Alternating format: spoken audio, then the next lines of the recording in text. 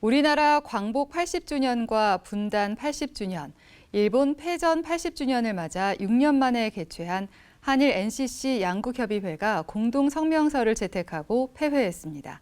한일 NCC는 평화와 화해의 사도로서 동북아시아 평화를 위한 연대를 강화하기로 했습니다. 송주열 기자입니다. 한국과 일본 교회가 군사적 긴장감이 높아지고 있는 동북아시아 평화를 위해 평화와 화해의 사도로서 역할을 강화하자는 내용의 성명서를 채택했습니다. 지난 2019년 도쿄 모임에 이어 6년 만에 서울에서 모임을 가진 한일 NCC 양국협의회는 2박 3일간의 일정을 마치고 평화와 화해의 사도로서 교회의 역할이란 제목의 공동 성명을 발표했습니다.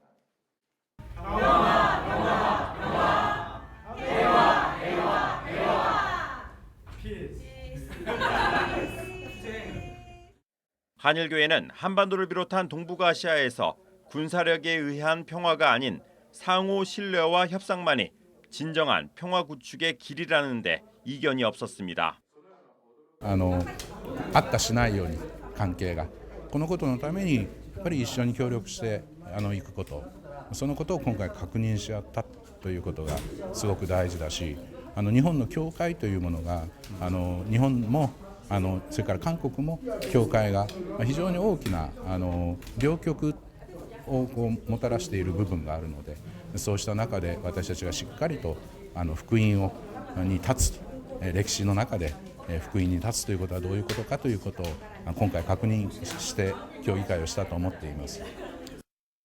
이번 성명에서는 양국의 화해와 평화 실현을 위해 노력하고 동아시아 비핵지대화와 군축, 한일 역사 문제에 대한 바른 인식과 탐구, 한반도 평화 프로세스 추진, 일본 평화헌법 유지 등 6년 전에 제시된 공동과제를 계승했습니다.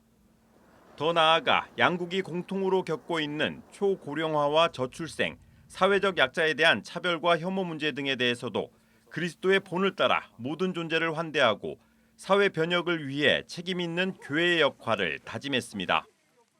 차별과 혐오가 되어지는 이런 현실을 어떻게 함께 넘어설 수 있겠느냐 하는 그런 논의들이 우리 성명에 좀 담겨졌고 그리고 역사 청산의 그런 문제와 더불어서 우리가 미래 사회를 함께 구축해 나가자 하는 그런 어떤 합의 논의들이 이번에 성명서에 좀 담긴 것이 의미가 있습니다. 아울러 양국교회는 한일 기본조약 60주년을 맞아 역사적 성찰과 화해, 식민지 과거 청산과 올바른 역사인식 공유를 위해 젊은 세대를 위한 역사 교육을 강화하는 데 계속 협력하기로 했습니다. 또 기후위기 시대 생태 선교를 위한 워킹그룹 조직과 고립청년 발굴, 청년 평화교육 프로그램 개발, 청년 교류 지원 등을 공동 실천 과제로 제시했습니다. CBS 뉴스 송주열입니다.